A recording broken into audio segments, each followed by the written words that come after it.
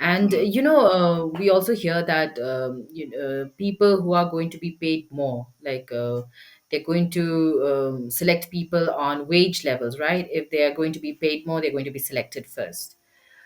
Is it going to be like that, Justin?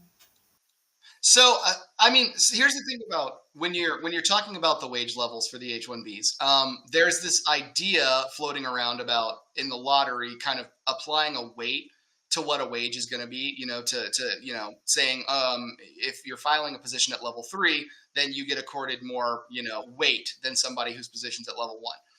I haven't seen the actual implementation of that coming down the pipeline. I also think that it would be much harder to do because the way the system's set up now for the lottery is it's beneficiary centric, and what that means is you enter a person in, and no matter how many times you enter that person in, their number rate is one. It's always one. So seven petitioners can sponsor for a person, but the person is the person for the rate of selection. It's just one.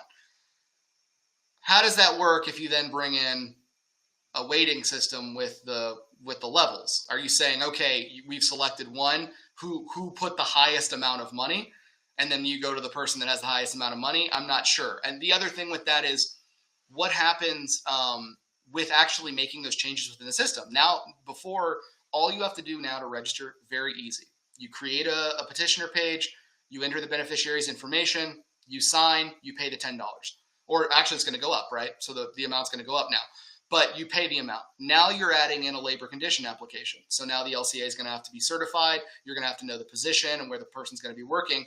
And remember, they can't start working for your company in this position until October 1st.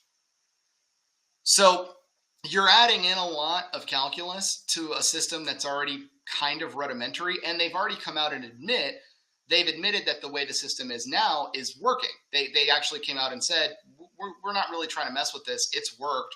Registrations went down last year, so we think the underlying goal, which is to remove the fraud that was taking place, is gone. I'm not sure they would then subsequently go back and then tack on new issues. Now, where you could see wage levels as an issue is in their relation to qualifications for a specialty occupation. And what I mean by that is we saw a lot of in the previous Trump administration of it's the level one wage issue. Basically, the argument coming out saying if it's an entry level position, how is it a specialty occupation? How does it require a degree? And I think that's where you saw people basically start to say, we don't want to deal with that issue, so we're just going to put the wage up. We're going to go up to level two or up to level three. And because we don't want to mess around with level one at all. Could I see that coming back in a big way? Absolutely.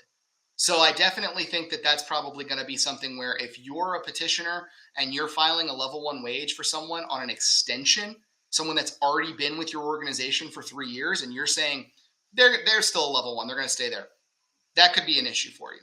The other thing would definitely be, looking at someone who's in a position where they manage or supervise others, people that create things. If you're creating technologies, I don't know if you can be level one and create technologies, or they don't at least, and then you have to prove it to them. So that's where I think you'll probably see that come in more.